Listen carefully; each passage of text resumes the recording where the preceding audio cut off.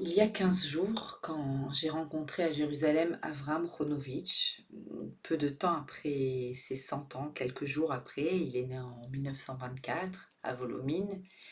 Quand je l'ai rencontré, j'ai été saisie par cette rencontre, bien sûr parce qu'il a survécu au camp, qu'il a son chiffre marqué sur son bras, mais ce qui m'a bouleversée au-delà de tout cela, c'est que quand on m'a vu, quand on a parlé, qu'il a montré ses photos, sa famille, qu'il s'est souvenu de son histoire, qu'il m'a raconté son histoire, eh bien, presque immédiatement, il m'a dit, vous êtes religieuse?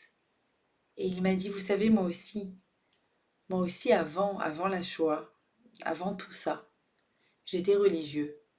Et moi aussi, je connaissais le Talmud.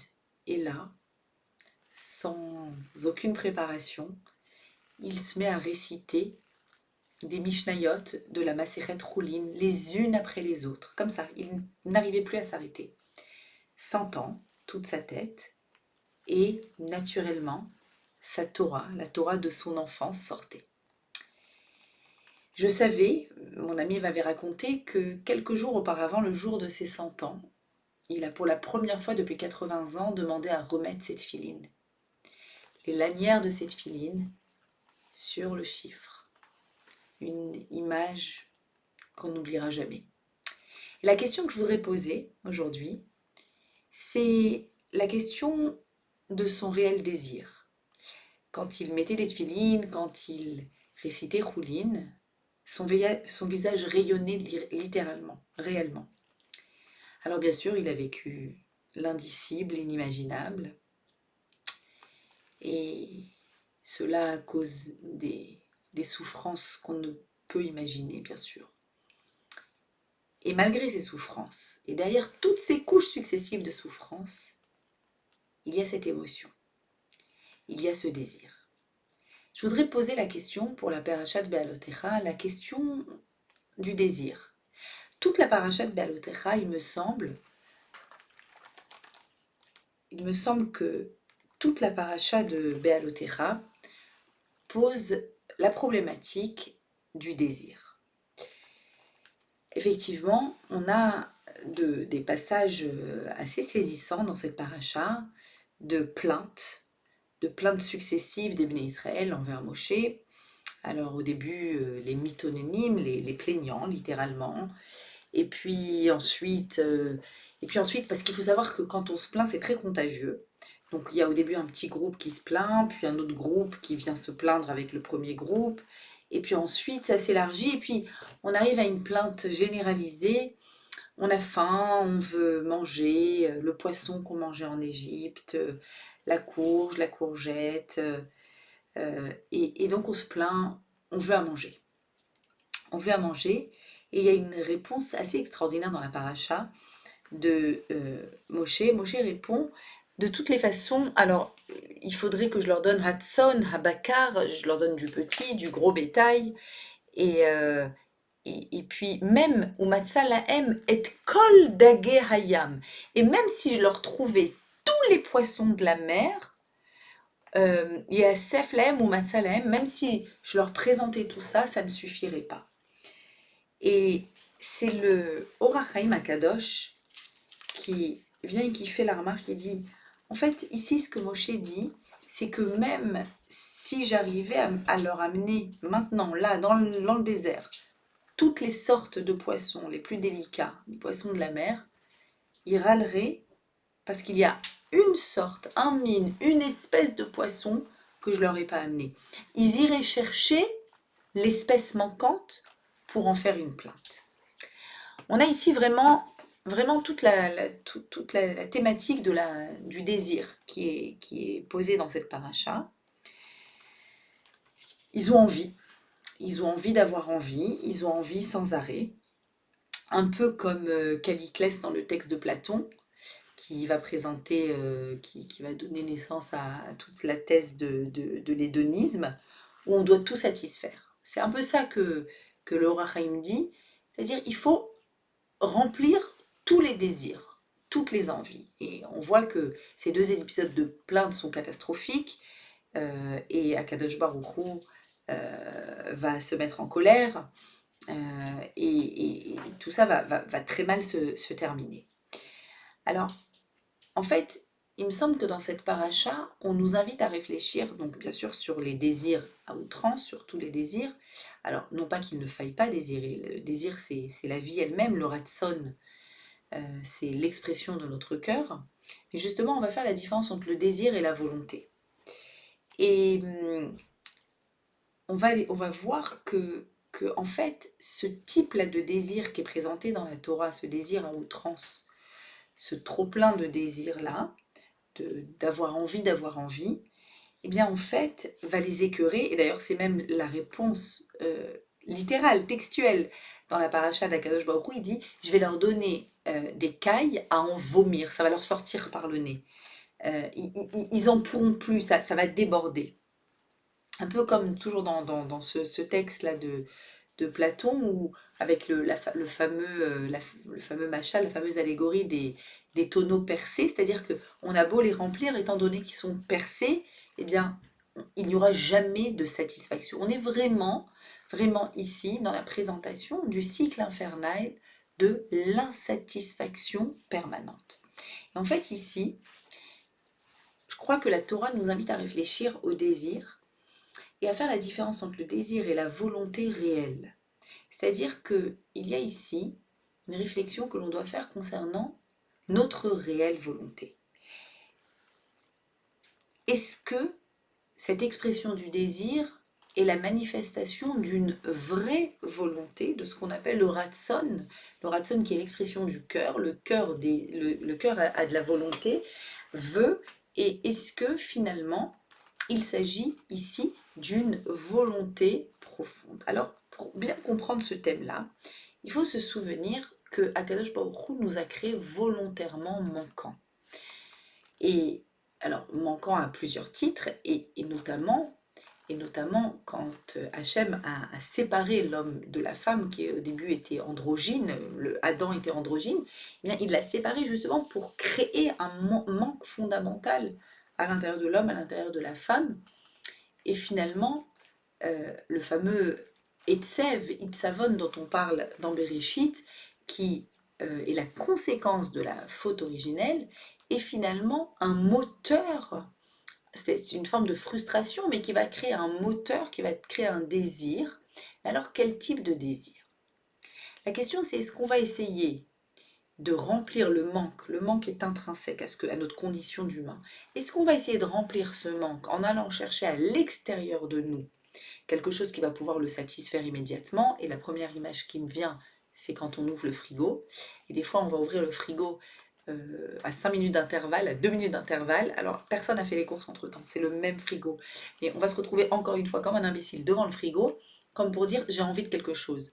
Et la réaction la plus superficielle, la plus première, immédiate, c'est j'ai envie de me remplir. Non.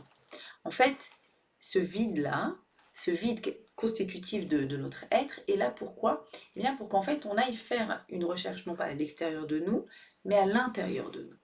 Et quand on fait une recherche à l'intérieur de nous, eh bien ça va nous donner un accès direct à nos ressources et à notre infinie spiritualité.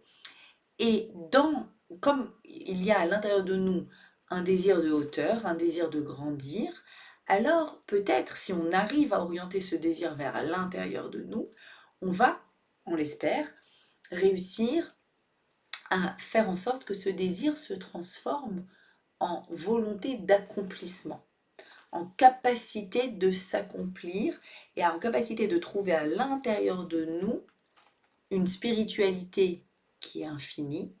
Et en fait, nous avons fondamentalement besoin de cette spiritualité-là pour nous nourrir. C'est-à-dire que le démarrage, c'est une sorte de moteur qui s'appelle le désir, qui est positif.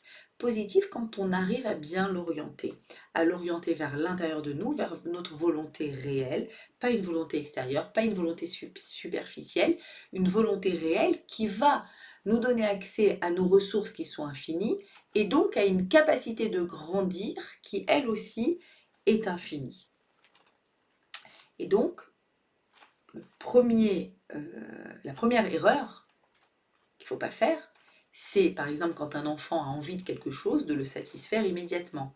Bien sûr, parce que si on le satisfait immédiatement, ben, en fait, il va encore avoir envie, encore avoir envie. En fait, c'est une envie qui ne va jamais, jamais s'arrêter. Et il va jamais pouvoir goûter au plaisir du travail accompli, au plaisir du mérite. Les enfants ont besoin de mériter, ils ont besoin de se dépasser, ils ont besoin de sentir, c'est un goût jouissif extraordinaire, la sensation de dépassement. Et donc, bien sûr, première erreur, de satisfaire tout de suite un désir. Pour nos enfants, pour nous-mêmes, évidemment, évidemment. Et deuxième élément, on comprend qu'il y a ici un travail de repérage fondamental à faire sur notre réelle volonté. Qu'est-ce qu'on veut vraiment? Est-ce que l'objet du désir, le premier objet du désir qui se présente à nous, est-ce que c'est notre réelle volonté? Et là, il y a un travail d'authenticité à faire. Quand on est une personne adulte, mature, c'est peut-être ça l'expression de la maturité, c'est de pouvoir avoir accès à son vrai désir et de pouvoir le repérer. À la volonté profonde, pas à la volonté superficielle, pas au désir immédiat. Et c'est vraiment un signe de maturité quand on arrive d'abord à accepter le vide, à accepter le manque, à le transformer en repérage de notre vraie volonté et à avoir accès à nos ressources qui sont infinies. Et il y a une histoire que j'ai entendue d'une journaliste israélienne qui s'appelle Eden Harel. Et cette journaliste raconte comment, elle a été laïque pendant de nombreuses années, elle était une star je crois, de télé-réalité ou de cinéma en Israël, et elle était dans un parcours de recherche de sens.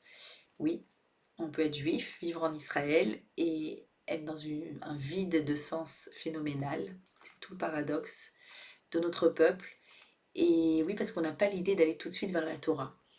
Et donc, dans cette recherche de sens, elle fait un voyage en Asie et elle va chez les bouddhistes et elle devient pour un temps une nésira, une religieuse bouddhiste, donc avec tout l'accoutrement de la religieuse bouddhiste.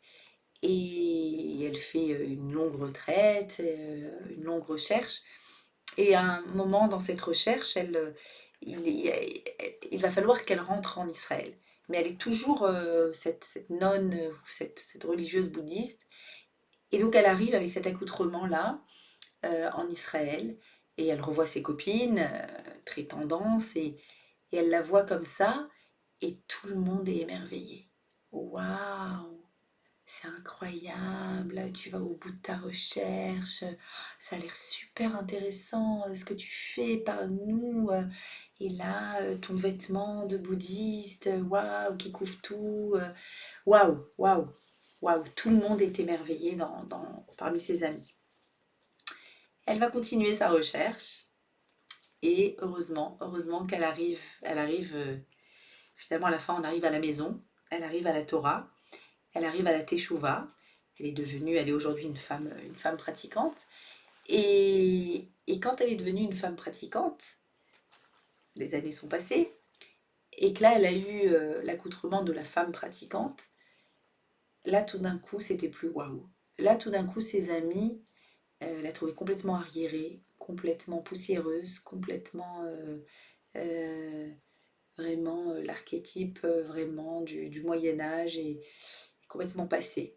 Has-been total, complètement. Alors là, il n'y a rien à dire, c'est nul, nul, nul. Ça n'inspire plus rien du tout. Et elle pose cette question. Pourquoi quand il s'agit de notre Torah, ça a l'air tellement, tellement dépassé, archaïque? Pourquoi quand il s'agit du bouddhisme, c'était tellement tendance? Et en fait, je crois qu'ici vraiment, la question qu'il faut se poser, c'est vraiment la question de notre réelle volonté. Des questions authentiques qu'on a envie de poser. Est-ce qu'on se donne les moyens de se poser les vraies questions et de tenter d'avoir les vraies réponses? Si on reste en superficie, bah finalement, on va jamais toucher réellement notre volonté profonde. Et la volonté profonde de la Neshama, nous dit notamment le Baal HaTanya, longuement dans son livre le Tanya, c'est que la vraie volonté d'une âme juive, c'est d'être connectée à sa source. Donc c'est la Torah. C'est le lien avec le Boré Olam, avec le maître du monde, le créateur du monde. C'est ça la vraie volonté d'une personne. Et tout ce qu'il y a dessus, c'est des couches superficielles, c'est des couches extérieures, c'est des couches qui sont venues se placer sur nous pour mille et une raisons, peut-être très légitimes. Mais si on gratte à travers ces couches, finalement, on arrivera à une volonté qui est une volonté en cohérence avec la Torah. Une volonté qui est en cohérence avec notre Neshama. C'est ce que dit d'ailleurs le Talmud quand il parle de ce fameux cas extrêmement triste, terrible, le cas d'un homme qui refuserait de donner l'acte de divorce à son épouse, le guet. Et le Talmud nous dit que dans ce cas-là, on le frappe jusqu'à ce qu'il dise Rotseani, jusqu'à ce qu'il dise je veux. Et évidemment, la question du Talmud, une question fondamentale, c'est que tout le principe du divorce, c'est qu'il doit être volontaire de part et d'autre. C'est-à-dire que s'il est forcé, ce n'est pas un divorce qui a une validité juridique. Donc, quel est l'intérêt de frapper quelqu'un? Et d'ailleurs, c'est dommage qu'aujourd'hui, on ait plus du mal à mettre en pratique pour les récalcitrants du guet, mettre en pratique cette méthode talmudique. Alors, la question du Talmud est totale, et la réponse, elle est extraordinaire. La réponse du Talmud, c'est qu'en fait, il veut le donner. Pourquoi? Parce que la volonté d'une personne, c'est toujours la volonté réelle, la volonté intérieure. Peut-être que la personne n'a pas accès à sa volonté intérieure, mais la volonté intérieure d'une personne, c'est toujours de faire la volonté de notre Créateur. On a oublié. On a oublié que c'était ça notre volonté. On n'a plus accès des fois même. Même l'accès à cette volonté est difficile. Mais quand on le frappe, bah finalement, ça l'aide à avoir accès à cette volonté. Et d'ailleurs, c'est intéressant de voir que le Talmud dit Rotse Ani, veux je, vouloir je. Le Ani passe après. C'est-à-dire que si le Ani, l'ego, les couches successives de l'ego, on les met après, on peut avoir accès à Rotse, au Ratson. Il faut avoir accès à ce Ratson-là. Eh bien, je crois que c'est tout le thème de notre paracha de Béalotra. Le thème de la volonté profonde, intérieure, la volonté de la Neshama. En effet, la paracha de Béalotra s'ouvre avec ce verset qui donne l'ordre à Aaron, à Cohen, au Kohanim, de faire lever la flamme. La fameuse flamme de la Ménorah. Oui, il y avait une Ménorah à 7 branches dans le Hichal, à l'intérieur du Saint, et les Kohanim avaient ordre tous les jours d'allumer, c'était un air tamide, une flamme perpétuelle, et tous les jours il fallait allumer cette flamme. Et le texte ne dit pas l'allumer, comme vous l'entendez, mais faire élever cette flamme, faire monter cette flamme.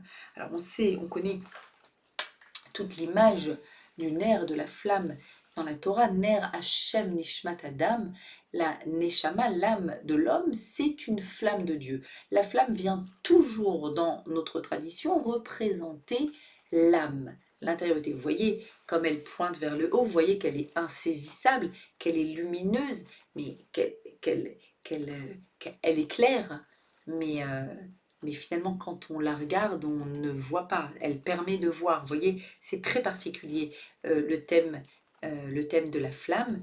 Et donc, la paracha, c'est le titre de la paracha, c'est la flamme qui monte. Et pourquoi dire qu'elle monte? Pourquoi ne pas dire l'allumer? Eh bien, parce que ce qu'il faut, c'est pas l'acte. La mitzvah, c'est pas l'acte d'allumer. Ce qu'il faut, c'est qu'elle soit allumée. C'est qu'elle reste allumée. C'est ça la mitzvah. La mitzvah, c'est de faire en sorte que cette flamme reste allumée. Rashi dit que Hashalevet Olam E'alea, la flamme monte de par elle-même. C'est-à-dire qu'au début, on vient de l'extérieur et on crée l'étincelle vient de l'extérieur, et puis à un moment, la mèche va aller puiser dans le combustible, va va chercher la ressource à l'intérieur d'elle-même, à l'intérieur de son propre combustible pour fabriquer sa propre flamme. La mitzvah, c'est d'être capable de fabriquer sa propre flamme. Et voilà tout le thème de notre paracha. Comment fait-on pour fabriquer sa propre flamme, sa propre volonté? Comment fait-on pour que la flamme monte, pour que la flamme, l'âme, ait accès à sa propre source, à ses propres combustibles?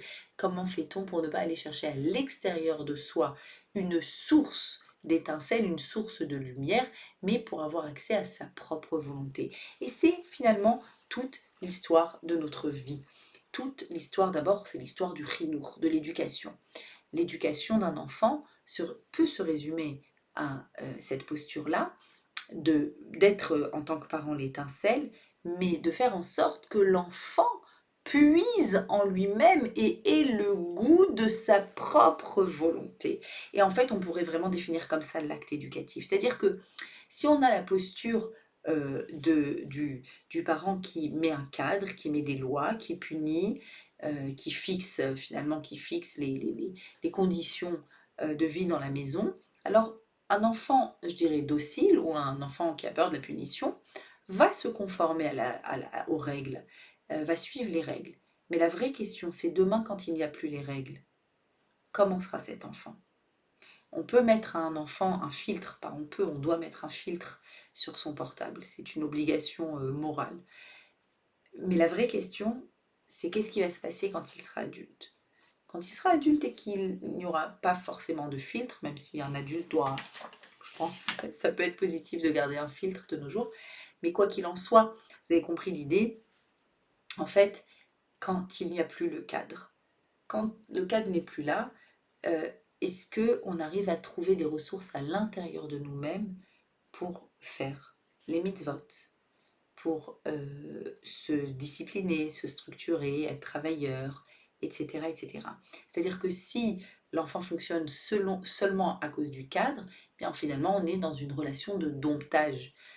L'enfant a été bien dompté, mais il n'a pas appris quelle est sa propre volonté. Et le chinour, ce n'est rien d'autre que d'enseigner à nos enfants qu'ils ont une volonté intérieure et qu'ils doivent avoir accès à leur volonté, à leur liberté intérieure. Toute la liberté se trouve dans cet accès à soi-même, à cette part de soi qui veut quelque chose. Et vous savez, la plus grande tristesse, c'est de ne pas savoir ce que l'on veut. C'est la plus grande des tristesses qui soit. C'est de ne pas réussir à savoir ce qu'on veut, de ne pas avoir accès à sa part de désir, à sa part, à cette volonté qui monte, cette ressource intérieure qui crée la volonté, qui crée le désir et qui nous fait grandir par la suite. Donc le rôle de parent, c'est effectivement, c'est exactement ça. C'est donner à nos enfants les moyens de désirer. Les moyens de désirer ce qu'ils désirent eux-mêmes, pas ce qui est à l'extérieur d'eux. Il faut bien faire attention, on a bien expliqué. Et, et, que leur âme reste allumée par la suite. Comme la flamme qui reste allumée, que leur âme reste allumée. De la même façon que la mitzvah de la menorah, c'est pas de l'allumer, c'est qu'elle soit allumée, et bien la mitzvah du parent, c'était pas d'allumer l'enfant, c'est qu'il reste désireux. Et c'est quelque chose que je vois aussi en tant qu'enseignante de Torah. Je me suis beaucoup posé la question, mais finalement, qu'est-ce qui fait que des fois, quand je vais aller donner un cours de Torah, il va y avoir toutes sortes de personnes dans le public, mais qu'est-ce qui fait qu'ensuite, il y a une personne qui va euh, chercher d'autres cours, qui va me demander où on peut trouver les autres cours, qui va poser des questions, qui va rester en contact, qui va régulièrement envoyer des messages, envoyer des notes vocales, j'ai telle question, je veux savoir, et qui va continuer sa recherche, qui va continuer son processus, ce processus de recherche et d'accès à sa volonté. Et qu'est-ce qui fait qu'une autre personne va écouter un cours, ça passe, et puis la vie, elle continue, et finalement, ça va produire aucune transformation. Et en fait, il faut bien comprendre que en tant qu'enseignant, on présente quelque chose, mais nous n'avons pas accès au désir de l'autre, à sa volonté, et heureusement. C'est-à-dire que Notre rôle, c'est juste de venir, de présenter quelque chose, mais ensuite, ce que la personne qui écoute le cours, l'auditeur, va faire avec ça, ce qu'il va décider de faire avec ça, ça lui appartient complètement. C'est de son ressort. Et c'est pour ça que d'un même cours, une personne peut sortir bouleversée et va aller chercher, puis une autre personne va dire, ça m'est passé. Alors bien sûr, attention, il y a on a plus ou moins de sensibilité d'atome crochu avec certains types de cours. Et d'ailleurs, c'est important de préciser cette phrase du Talmud dans Avodah Zarah, Ein Adam Lomed, l'homme ne peut apprendre, et la Bemakom chez Libo Chafetz, seulement dans un endroit où son cœur le désire. C'est une phrase très importante qui parle du désir, du Chafetz, de la volonté du cœur. Le cœur a une volonté. Et pour apprendre, pour grandir, il faut que le cœur ait cette volonté, c'est-à-dire qu'il faut que la personne ait accès à la volonté du cœur. Donc, très important de comprendre ça, que pour grandir, on doit avoir accès à notre propre volonté. Et donc, suite à un cours, eh bien, libres sont les personnes d'aller chercher quel est leur vrai désir dans le cœur ou de se satisfaire de quelque chose d'un peu plus superficiel. Et je dis ça tout simplement parce que je m'appuie sur la Gemara qui dit que ce n'est pas possible qu'une âme juive ne désire pas un lien avec son Créateur. Alors peut-être qu'il y a plein d'éléments angoissants, contraignants, qui font peur, il y a des préjugés, il y a toutes sortes, mais la vraie volonté, je le dis avec certitude, c'est écrit comme ça, la vraie volonté, c'est cette connexion avec le Créateur. C'est de faire ce qui est en accord avec la Torah. Et pour ça, il faut qu'on réussisse à déblayer tout ça et à arriver à la volonté. Et je suis un petit peu euh, plus dure que d'habitude, c'est juste parce qu'il n'y a plus le temps, quoi. Parce qu'il n'y a plus le temps, parce que cette guerre, elle est interminable, parce que le peuple d'Israël souffre, et parce que ça y est, on veut la Géoula, on n'en peut plus, et la Géoula viendra, elle va venir, ça c'est sûr, mais il faut se réveiller. Il faut se réveiller et il faut vraiment être adulte, être mature et se poser la question, quelle est ma volonté? Pas quelle est la volonté de mon entourage, pas qu'est-ce que vont dire les autres, pas et qu'est-ce que ça signifie alors sur moi, etc. Ce soir, j'étais à une Afrachatrala pour une petite bat mitzvah où la maman m'a fait je ne sais combien de recommandations par rapport au public, à la famille qui est là et qui est extrêmement réticent et qui veut pas et qui veut pas et qui vient que pour parce que ça va faire une histoire de famille si on va pas à la bat mitzvah peut-être ou que sais-je, mais en tout cas ne, ne, ne, ne me vends pas quelque chose que j'ai pas envie d'entendre, ne m'apporte pas ces connaissances que je... Voilà, je veux mettre ça à l'extérieur, à l'extérieur, à l'extérieur. Il y a énormément d'a priori, de préjugés, de difficultés. Et donc, la nécessité absolue de faire le tri et de repérer la volonté réelle qui est la nôtre. Donc, en chinour, dans le domaine de l'éducation, c'est le fondamental de l'éducation. Je ne peux pas vouloir pour mon enfant. Je ne peux pas faire en sorte qu'il veuille non plus. Combien de fois je vois ça aussi en thérapie? On veut que l'autre veuille. Je ne peux pas vouloir pour quelqu'un d'autre. Je ne peux pas. Et heureusement, chaque individu a accès à sa propre volonté, doit faire le repérage de sa volonté, doit réussir à retirer ce qui n'est pas sa volonté et réussir à avoir accès à sa volonté. Quand j'aide mon enfant à avoir accès à sa volonté, alors comment? En lui imposant pas une volonté. Alors bien sûr, c'est extrêmement délicat parce que il y a un moment où le cadre doit être là. Et oui, on va imposer une volonté à notre enfant, bien sûr, parce qu'on ne va pas imposer une volonté, on va imposer un cadre en fait. Et il va devoir se conformer à ce cadre. Et peut-être qu'il va dire c'est pas ce que je veux. Et il va y avoir un moment, c'est un moment clé dans l'éducation. Et il n'y a pas de recette. C'est à chaque parent de repérer le moment de son enfant où il va falloir un petit peu lâcher pour que l'enfant sente qu'est-ce que lui il veut. Où il va falloir retirer un petit peu du cadre et dire mais en fait je te laisse décider. C'est toi qui sais. Je te fais confiance, mon enfant, et je te laisse décider. Tu vas décider toi-même si tu veux ça ou ça. Des fois, les enfants sont très provocateurs, ils disent mais moi j'ai pas envie de ceci, cela. Je veux dire, bah ok, ok, t'as le droit de pas avoir envie. Et je respecte ton envie. Moi, c'est le cadre que je donne à la maison, et toi, il faut que tu ailles dans le sens de ton envie. Et oui, c'est un risque de dire ça, mais en fait, il faut que l'enfant puisse aller questionner sa volonté. Il faut qu'il aille à l'intérieur de son cœur questionner sa volonté. Et il faut avoir confiance que la volonté, elle est pure. Donc faire les choses, attention, il n'y a pas de recette ici. Faire les choses de façon très méticuleuse. Il faut faire les choses avec beaucoup de finesse, de subtilité. Pas trop ouvrir, pas trop fermer, pas trop coincer, pas trop non plus rendre trop libre. Voilà, vraiment un dosage difficile et qui nécessite une réflexion permanente. Mais une chose est certaine, c'est qu'on ne peut pas vouloir pour nos enfants. Et on ne peut pas imposer une volonté qui est extérieure à la leur. Si on leur impose une volonté qui est extérieure à la leur, dès qu'ils seront en dehors de la maison, ou autonomes, voilà, après l'âge du Khinour, ils vont faire exploser tout ce qu'on a imposé. Donc en fait, donner accès, donner le goût d'eux-mêmes. Donner à nos enfants le goût d'eux-mêmes. Qu'ils aient le goût, le ta'am, le goût de ce qui monte, de cette flamme-là, qui monte à l'intérieur de leurs propres ressources.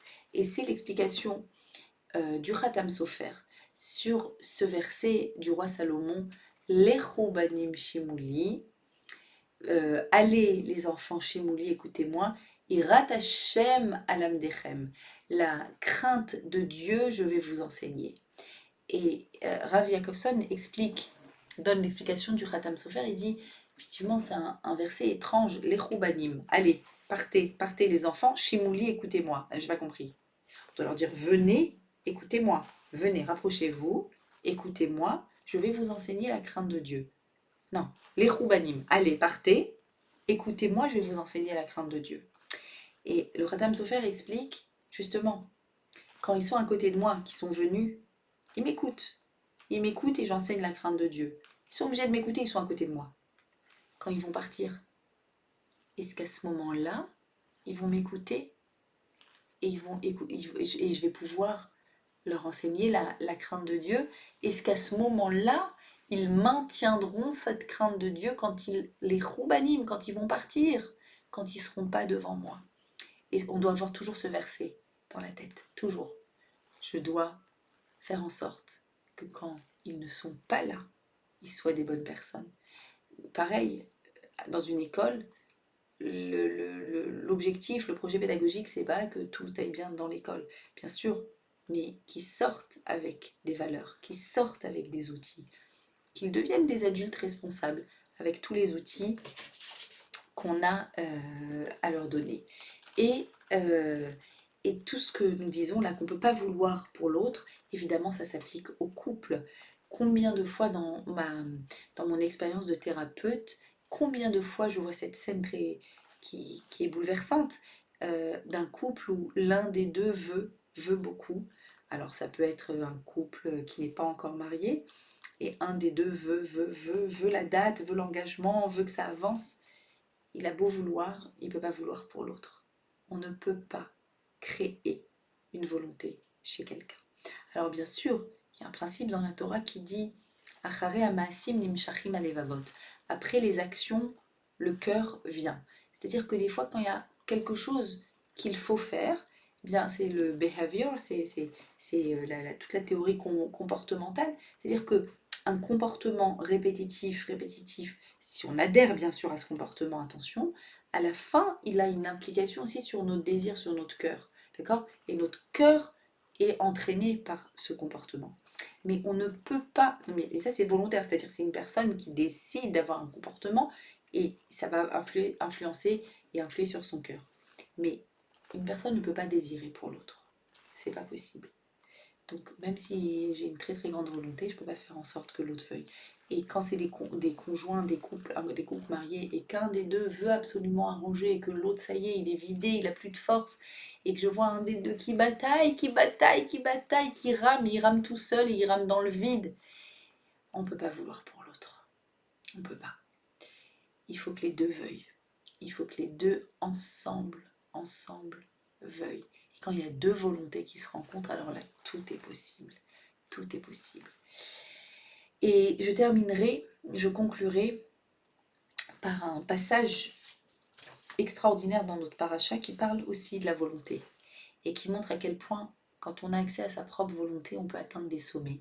C'est le fameux passage sur Pessar Sheni, le deuxième Pessar, le Pessar des retardataires, la fameuse seconde chance de celui qui n'était pas pur au moment où il devait, du 14 Nissan, où on consomme l'agneau pascal. Il n'était pas pur, il n'a pas pu consommer l'agneau pascal et c'est donc une occasion ratée. Il n'a rien fait de mal, c'est juste que l'occasion, il n'a pas pu la saisir à ce moment-là. Et un mois plus tard, le 14 Iyar, ces hommes-là viennent voir Moïse et lui disent « On n'a pas pu, mais tu sais quoi, on a envie. Mais qu'est-ce qu'on a envie de vivre la liberté de Pessah. Qu'est-ce qu'on a envie de manger l'agneau pascal qui représentait l'idole des Égyptiens. Et on se rappelle comment on l'a mangé, on l'a fait griller, on l'a fait rôtir entièrement.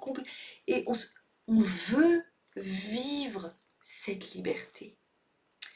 En fait, ils sont en train de dire que quand on a accès à sa propre volonté, on est libre. C'est la plus grande expression de la liberté, c'est d'avoir accès à sa propre volonté singulière, intérieure, pnimite, profonde. C'est ça la liberté. Quand quelqu'un a envie, a très envie, a envie de toutes ses forces de quelque chose, et c'est un désir spirituel puisque c'est son désir profond, intérieur, singulier, alors il est même capable de fabriquer une nouvelle fête, de fabriquer la fête de Pessah, en dehors de son temps, un mois après. Ouais.